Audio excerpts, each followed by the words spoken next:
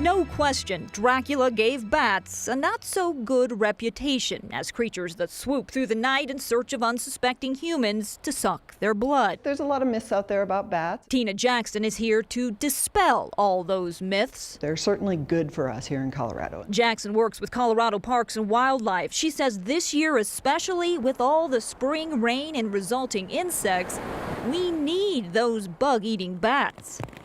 Right now, we're seeing the Miller moths move through, and bats will certainly help us with that problem. During the summer, they help us with our mosquitoes.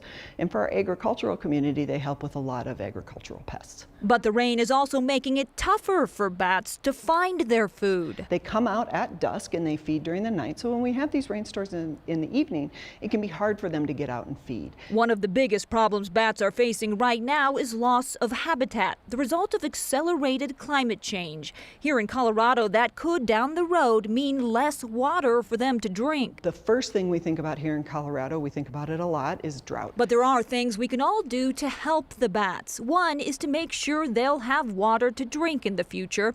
Bird baths are too small, but a pond in your yard is just the right size. And Jackson says the best thing to do is to stop using chemicals. Avoid using pesticides to get rid of the insects, because the bats then, if they pick those insects up, are ingesting that pesticide. And maybe sit outside at dusk and just watch the bats at work.